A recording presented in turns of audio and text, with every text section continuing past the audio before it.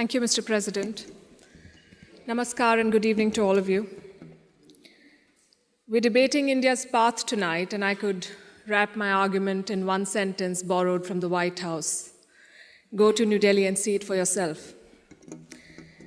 But I've been given more time than that, so I will tell you what I see. Earlier this week, I was on my way to the Delhi airport. There was a lot of traffic. At one point, the car stopped. On the roadside, I saw two vendors. One was selling fruit, the other was selling coconut water. What caught my attention was not what they were selling, but how they were selling it. Both had a QR code prominently displayed. And every single customer walked up to them, scanned this QR code, and paid for their purchase, every single one of them. To me, this is a picture of today's India.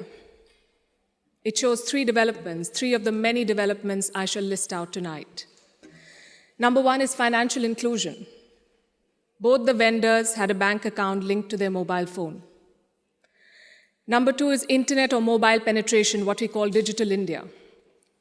It was 15% 9 years back. It's 48% today.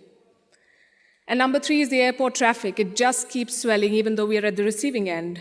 We see what it shows. From 67 million 9 years back to almost double now. To me, these things signify the path that India is on. The previous speakers have defined the motion well, but in case the evening drinks have kicked in, let me repeat. This House believes Modi's India is on the right path. And how do you determine if the path is right or wrong? You look at numbers, data, surveys, reports. I shall refer to all of these as I make my arguments. But I also want to dwell on something that's more personal, more important, I think, yet unquantifiable. I'm talking about the experience of living in today's India. I have lived in many Indias. The wary India where exciting policies and positions were abandoned. The self-doubting India, where decisions were taken based on global opinion. And today, a more confident India where the world comes for leadership and inspiration. You cannot put a premium on that. Indians are more prosperous at home and hence more confident abroad. Let me also tell you what I saw at the airport here in London, at the immigration counter.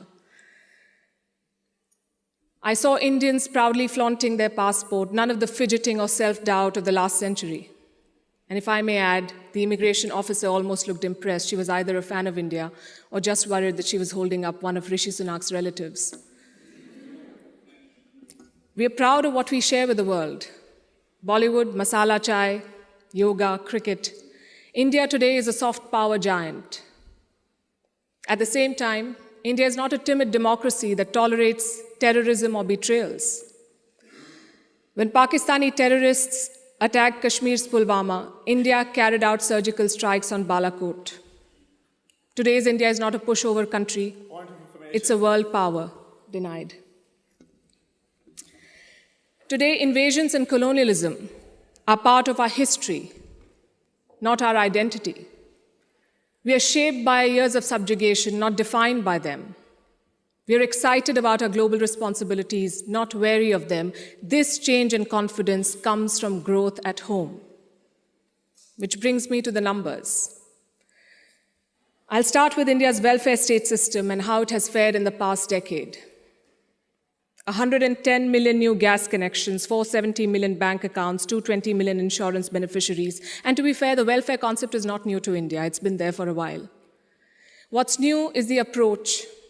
It's not just about putting more money in the pocket, it's about empowering people. And the result, once again, the evidence shows in the numbers. India's per capita income has gone from 86,000 rupees in 2014 to 172,000 rupees now. It has doubled. And a big reason for that is the falling inflation, from more than 8% 9 years back to less than 6% today. And this, ladies and gentlemen, is in the middle of a global cost of living crisis. Foreign direct investment is at its highest level. Foreign trade is at its highest level. The growth mantra is connectivity. And I don't have to tell the British that. First thing you did in your colonies was build roads and railways. Our growth story has been about two Indias: the urban India, the bustling urban India, and a sluggish rural India. Today, we are trying to connect the two. We are building more than 38 kilometers of highway every day, which is 50% more than what it was 7 years ago. The number of airports has doubled since 2014. The total capacity at seaports has doubled. This connectivity is what is driving India forward. You mentioned GST. Our constitution calls India a union of all states, which is a great tribute to our diversity. But it also meant 28 different state economies, different taxes, different trade practices. This government tried to unify it to create a single Indian market. It took time, but the result is this today. Tax collection is at its highest ever. The number of taxpayers has doubled since 2017. I have a lot of data I could go on, but you get the drift.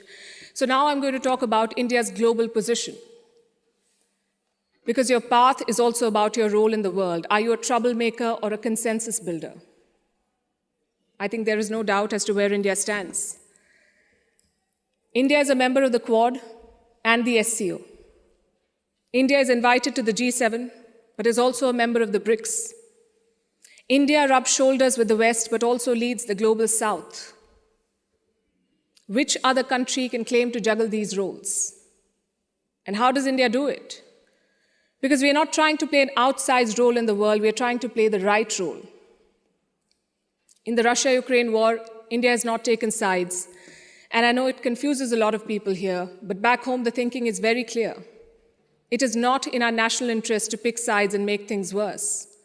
India has excellent relations with Russia and the West, and we want to preserve that. It's like when your two good friends fight.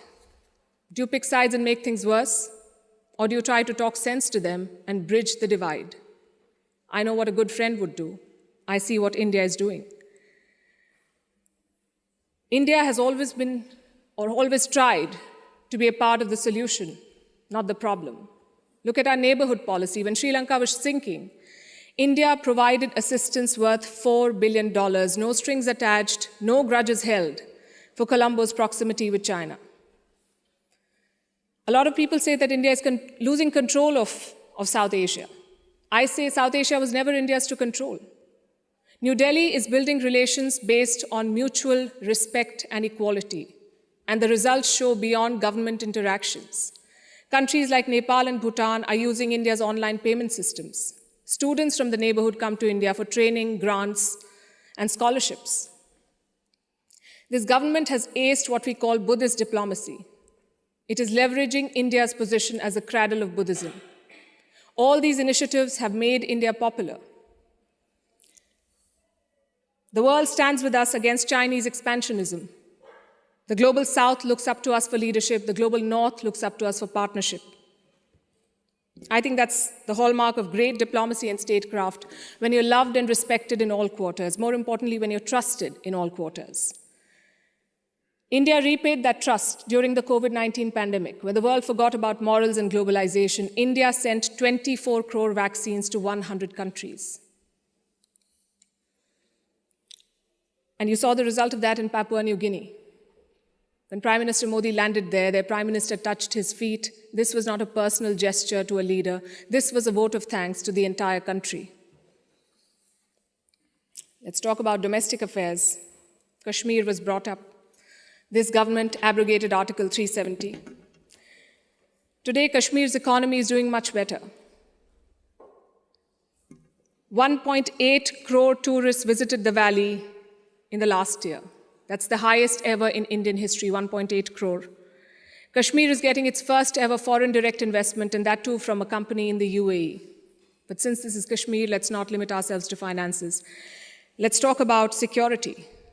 Terror attacks in the valley have almost halved in the last few years. The numbers are staring in your face. Security is better, economy is better, Kashmir is better.